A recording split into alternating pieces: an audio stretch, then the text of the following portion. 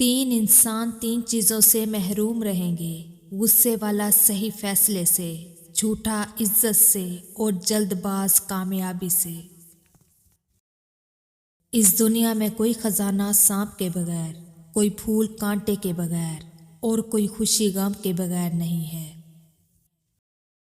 انسان غم کی کیفیت سے کبھی باہر نہیں نکلتا، خوشی محض تھکان اتارنے کا وقفہ ہے۔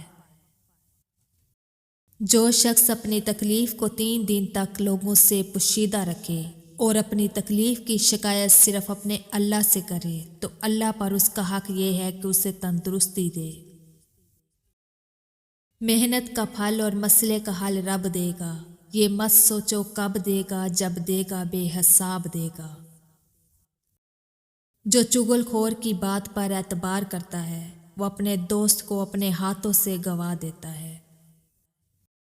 مجھے تعجب ہے اس شخص پہ جو اپنی برائیوں کو جانتا ہے لیکن جب اس سے برا کہا جائے تو ناراض ہو جاتا ہے۔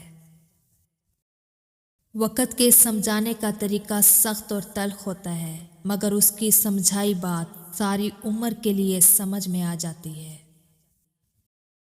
اللہ کے خزانوں میں سب سے قیمتی چیز راہ ہدایت ہے۔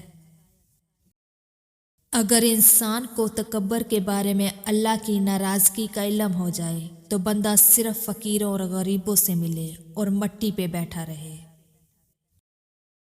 تمہارے والدین تمہیں بچپن میں شہزادوں کی طرح پالتے ہیں، لہٰذا تمہارا فرض بنتا ہے کہ ان کے بڑھاپے میں ان کو بادشاہوں کی طرح رکھو۔ اپنے حصے کا کام کیے بغیر دعا پر بھروسہ کرنا حماقت ہے، اور اپنی محنت پر بھروسہ کر کے دعا سے گریز کرنا تکبر ہے۔ رسول اللہ صلی اللہ علیہ وآلہ وسلم نے فرمایا، جس گھر میں کھجور نہ ہو اس گھر کے لوگ فاقہ سے ہوں گے۔ منافق کسی کا مخلص نہیں ہوتا، منافقوں کی زندگی صرف اپنے مفاد کے گرد گھومتی ہے، وہ کسی کے ساتھ بھی حقیقی طور پر مخلص نہیں۔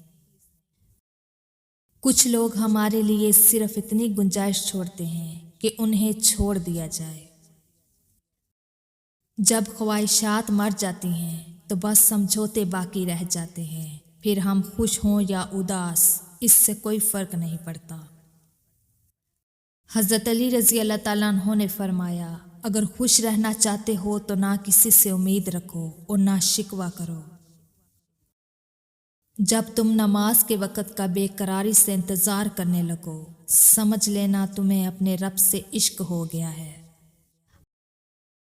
آئینہ جب اٹھایا کرو پہلے دیکھا کرو پھر دکھایا کرو۔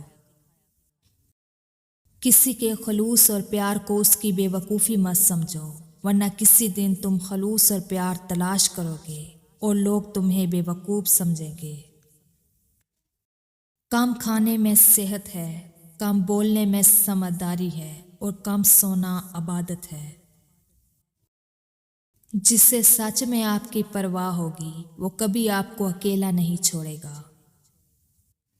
بعض اوقات کوئی ہماری خاموشی کا بھی مستحق نہیں ہوتا اور ہم اسے احساسات کے ترجمے سنا رہے ہوتے ہیں۔